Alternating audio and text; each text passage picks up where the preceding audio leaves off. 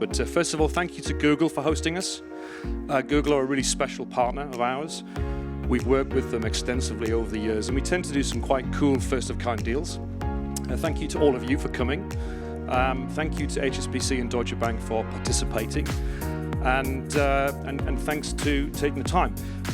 My role is I run the UK business in GFT. For those of you who don't know GFT, we're a modern platform engineering services business.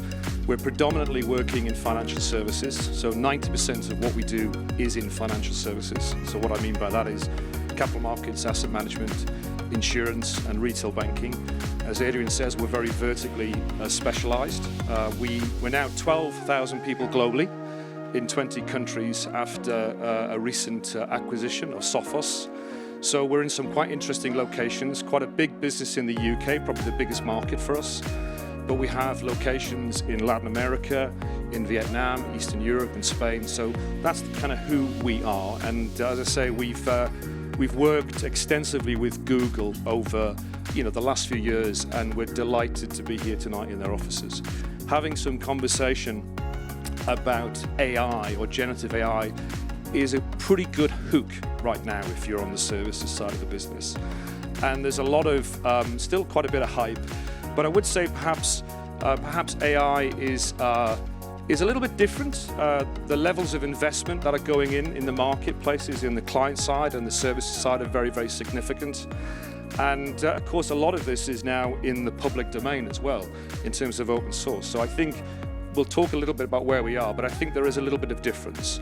Tonight's agenda, we're going to hear from Google, we're going to hear from some of my team, we're going to have a panel, and we're going to focus on the use cases. When I talk to clients, I'm certainly finding the slightly more informed senior clients are saying to me, tell me about the use cases, Carlton. And they're also saying, don't tell me about the cost-saving use cases. Tell me about the business model use cases. And tell me about the revenue-generating use cases. So we're deliberately going to talk about the use cases tonight. And the thing about use cases is they're kind of infectious, right? So we're going to give you a selection of real projects that we have delivered and we are delivering. And I think it'll be really interesting to perhaps spawn some ideas and thinking about how that could be applicable to you. Good evening, welcome to Google Cloud's building Central St Giles and this joint GFT and Google Cloud event, shaping the future of digital businesses. My name is Adrian Poole. I have the privilege of looking after a sector we call digital natives, which really is very early stage startups, think MVP, bootstrapping through to Series CD, raising startups, scale-ups. You're probably saying, so why are you on stage talking about what we're doing with traditional finance? Well, the background is I spent about 20 years in financial services, whether it was looking at regulatory redress, Section 166s, cost takeout, financial crime, AML. So I know a little bit about that. Carlton and I crossed paths actually a long time ago in the noughties, in another place, in another time. And then I joined Google Cloud in 2016, just about 8 years ago. And one of the first things I did was brought in GFT, got them on our partner program. And since then, the rest is history. We've got lots of successful implementations, executions, pilots with clients, stretching across doing things with blockchain to HSBC, to Admiral doing core bank, core insurance with Guidewire, and actually to some startups around things like Thought Machine, Wise, which are all exciting. And the reason I like working with GFT is the team are focused on the industry, they're focused on business value and actually execution and your success. So that's why I like working with them. And so what I also was thinking about were, what were the client conversations? Actually, what were GFT and I talking to clients about? And there were 3 types of questions that were coming up. One of them was, the board wants an AI and ML strategy. What are we going to do? The second was, how do we know how to partner with and what direction to go in? And the third question was, where do we get started? And I don't know about you, but it feels a little bit deja vu when you put generative in front of that AI, because those same 3 questions are coming out now around generative AI. It's a board level conversation. What's the strategy going to be? Actually, who do I partner with? And more precisely, what's the model that's going to be the model for everything? And then the third thing, where do I get started? And I guess let me net out the conversations I've been having with clients over the last 6 months, 9 months, 12 months. On the board strategy, I think people don't have a strategy. I think what we're all collectively doing is looking at how we build capability, because actually this is moving quickly. And I would probably suggest we're in the first minute of the first match. And the question is it the final? I'm not sure it's the final match. Maybe the quarters, the semis, maybe we're even in group stages. There's a long way to go. And so actually I think a lot of clients are thinking about, how do I provide and build a platform and use platforms that are out there that allow my scarce resources, so my data scientists, my engineers, my developers, to iterate and move quickly as these models iterate without having to rebuild a whole stack every single time. I was asked to try and show you something with a curve on it. So one of the things analysts love are curves, predictions, quadrants, and CXO surveys. So I've got curves and CXO in this presentation. What I would say is, you might not be able to see it, titles of all of my slides, because I don't like them at the top, are in the bottom left, in the smallest text I possibly can put on there. This graph and curve is medium term, so this is specifically for the UK financial services market. It is 2 years out type of a conversation. It's based on all of the data that we have analysing service providers, any public statements any of your organisations make, and service providers to see where revenue growth is in different technology segments in the industry. What you can see here is artificial intelligence. We still consider that, as we've already heard, as a growing technology. It can be argued, but Spencer, it's been here for quite some time already. And absolutely, AI has. If you speak to most business leaders and they say, what's my AI strategy? The first question will often be is, are you using Salesforce, ServiceNow, SAP, something like that? Because in fairness, you'll have machine learning built into there at some point or other.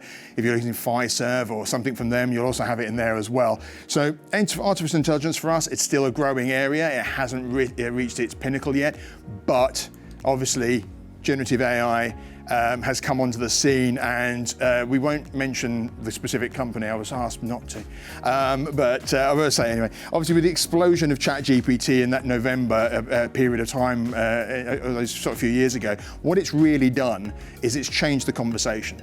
I used to have conversations with organisations such as yourselves, and an AI conversation might have been with somebody in sort of algo trading part of the business, or being in the IT function and stuff like that. The conversations I've had in the last 18 months in particular has just been at so many different levels of the business, whether it's been front, middle, back. And when I say front, middle, back, I don't mean back in an IT sense of the back office. I mean accounting type functions in the back office, that kind of thing. But one of my other passions is helping customers such as yourselves organise their data and make it useful. And actually, and that was the reason I joined Google all the way back in 2009. And I honestly think, and I might be a little bit biased, but I honestly think that generative AI is really going to fundamentally, it's a once in a lifetime opportunity to transform the way we interact with technology. If you look in terms of, delivering sort of, creative, unleashing creativity with generating text, with generating video, generating music, and so forth. If you look around rapidly automating, the dull and the mundane. If you look in terms of, in essence, what it's looking to do is democratize skills. It allows the non-programmer to generate code. It allows someone who's like a bit of a creative Luddite like me to visualize my ideas using image generation. So, for me, I would say it is going to be a key interface for compute moving forward. So, one of the issues that we have, we want to identify use cases for AI. It's lots of talk about it. How do we think about it? How do we get potentially valuable areas where we can apply AI? And so, one of the issues that we face is, great, we want to do it, but we might want to look at competition and see, well, what are other people doing in this space? Well, surprisingly enough, they don't want to share their best ideas. They might. Spencer's given us an overview of some of these things, but they want to kind of hold these things close to their chest. So, one of the hurdles that we might face with that approach is, where to find that information. So, this is a plug for this white paper that I've got here. There's a hard copy at the back. You can scan your QR code. But I go into this in a bit more detail by reviewing some of the surveys that have taken place over the last few years, looking at real-world applications of AI and machine learning in the financial services sector. So it's reports and surveys by the folks like the Bank of England and similar organizations, which get people to kind of say where they're implementing AI and machine learning in their business. So there's a few examples here. I'm not going to go into them in detail, but I think the important thing to think about, you can read them for yourself there, but the important thing to think about is when we're looking at these areas within an organization. So, it might be risk management, it might be some of the operational sides of things, or it might be customer experience. It's important to remember that it's not actually the same solution that's deployed for each of these opportunities. So, for example, if you're considering it, you can't just use a cookie cutter approach. For marketing, it might be wanting to look at customers likely to churn. So you might use a predictive algorithm there. For cross-selling, that'll be something different, like a recommender algorithm. And if you're wanting some intelligent user interface, that might be something like natural language processing. I understand. Compared to Steve's conversation about Gen AI, you'll notice this is kind of going back to some of the dark ages of traditional AI. But let's face it, that's actually what is out there at the moment. So, this is kind of actually what organizations are using. And there's all sorts of excitement, all sorts of opportunities with Gen AI, but this is kind of where most of the people are at the moment, and there's still lots of opportunities there. Again, this is kind of going back to some of the insight that Spencer shared. Well, how can AI help? So as well as looking outwards, you can also look inwards at your organization. So, things like, what are the business processes that you undertake in your organization? There's some things that people do. How can we automate those? How can we augment them to support the people doing it so that it can be more efficient in what they're doing? There's the other aspect of data. So, I've got the kind of the scare marks around big data. It's one of those things. A friend once described it as, like teenagers talking about sex. It's kind of, everyone's talking about big data. Who's actually doing big data? Well, we don't really need to think about that anymore, because 10 years ago it was the case. I've got an Excel spreadsheet, it's huge. Now, data's everywhere. The thing that we really need to think about is, can a person easily process and do what they need to do with this data? If not, well, it's potentially a use case where some AI or machine learning technology can be applied. The same goes for image data, text data. Often it's a resource that holds lots of value within a business, but we've not figured out how to harness it. It seems too complicated for the standard approaches, but there's technologies that can extract some of the value of that and make a real difference to the business. Finally, we might want to consider the algorithm. What sorts of standard approaches are there that we can adopt and, frame the problem to represent something and link to something within the business. But generally, it's kind of viewing those things together. It's like a three-pronged approach to kind of skewing that problem of the use case. So I'm going to turn now to some of the examples of use cases that we've developed here at GFT. So first up is transaction monitoring. So the idea here is, it's kind of looking for that needle in the haystack of something that is untoward that you want to be able to identify within your business. We can all probably think of suspicious behaviors that financial services organizations might be wanting to identify.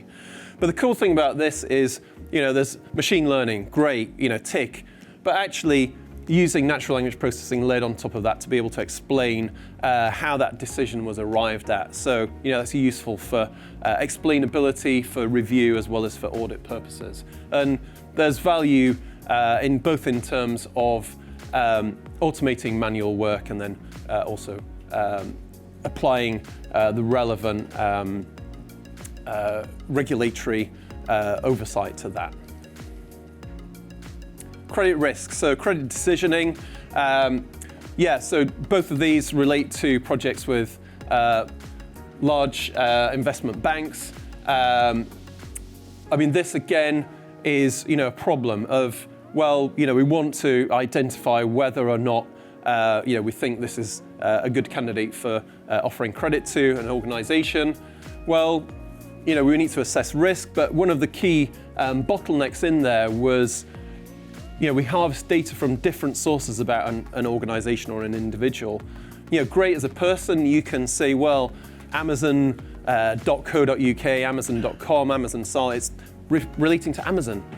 Great, but to do that automatically, well, it's like it just doesn't compute. Whereas, excitingly, a real-world application of a large language model was able to reduce this problem down from something like 2 days of elapsed time to a matter of moments. So that that credit decision could be made pretty much instantaneously. So, someone could go away saying, I've got an offer of credit.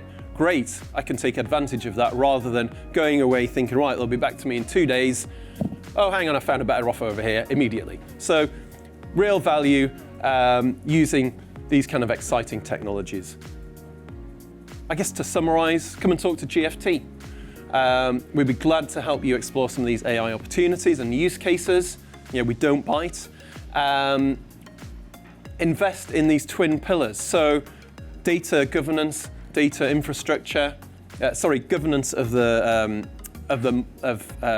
machine learning and models within your organization, as well as data. Invest in these twin pillars to make it possible to make your AI dream become true. It might be that you've heard a lot of hype. I get bored with some of the hype. I'm not ashamed to say that, but actually, we can kind of cut through that to the real capabilities of what's possible, as well as the real risks. And also, if you're already on that journey, we can provide strategy for AI and advisory services. So, just to kind of wrap up on the last slide here, just want to introduce you to GFT's Ada Marketplace. So this is a central location for GFT's offering in the data and AI space. So looking at use cases, and you can view it as a catalogue of our offerings. So that's it from me. So we've heard a lot about the challenges and the difficulties and the aspirations around using AI, but I wondered if we could just roll back to something a bit more pragmatic. I wondered where you're finding the hard work in actually getting these things done. So I don't know if anybody would like to address that. Where is it that day-to-day people are finding challenges? So some of the day-to-day challenges is around governance. Obviously the financial services sector and institution is heavily regulated, and for very, very good reasons. But some people can set up a business like the insurance, was it Johnny Smasher? Maybe, I'm not familiar with the insurance business, probably not, but I know some people could easily set up a business or just leverage generative AI and not have any repercussion for doing so because their industry is not that regulated. But that's not the case for us, so we need to be very cautious when we use these models. We need to make sure we fall in line with these regulations. And maybe another challenge as well is the data. We have a lot of data, but when we want to use, for example, retrieval, RAG, I'll call it RAG, sometimes we have this data, but actually we first need to have a look at it. We first need sometimes to do deeper analysis as well. Can we even use it in a model for it to provide good results? And sometimes, especially when it's human-generated data, free text, it's not that easy to use, not because AI can't use it, but maybe the people who filled up these fields ahead of time. Sometimes you don't know, like you have a field, but you're not sure what to put in it, so you still put something for a human to review it, but if we put it to AI, it might not be able to review it as well as a human, for example. I think absolutely everything that you've said, heavily regulated, a lot of the risk of something going wrong is enormous. And it's the same reason that you wouldn't necessarily let someone do open heart surgery on you if it was driven by an AI model just because they'd done it however many times. The risk is the big thing. But I think the biggest challenge from an implementation perspective, let's assume you get all the sign-offs, is also just the definition. How do we define how we use these? I think there are lots of problems. When AI goes wrong, or Gen AI goes wrong, a lot of the time it's maybe being used not for the right purpose. I imagine the people in this audience are quite smart, otherwise you wouldn't be here. So, there's an understanding that when we say AI, when we say Gen AI, these are just tools, these are just, there's nothing scary about it, there's nothing massively exciting about it. But the point is they're as good as our implementation. If you apply them for the wrong thing, they will work in the wrong way. I think we can have some incredibly powerful tools, but how we define the problem and how that is implemented, there are so many steps along the way that could mean that we are subject to bias, bias is a huge issue with everything that we look at. You talked about the bias of feeding in things that are not quite right to begin with, and you emphasize certain behaviors. I mean, if I think about it from a kind of a fraud detection piece, or if a lot of what we're trying to do is identify things that could be unusual. But if we unintentionally, let me start again. When we define what is the world that is consumed by a model, we are putting our own inference on what the relevance is in that world. And that is determined by the data that we feed into it. So what if we've missed something? What if we've overemphasized something? What if there are interdependencies that we haven't categorized in some way, and our model then picks up something that on the surface we go, wow, yeah, this is perfect, this looks great. But there are so many other things that are going on, things that are evolving, things that we've inadvertently allowed to happen. There is a lot of risk with that. And I think the big thing preventing us in finance from doing this in a more kind of day in, day out is really that a lot of our problems are not easily contained. They are not easily defined. And so we need to get better at that, but I think before we can really kind of move to the fun stuff.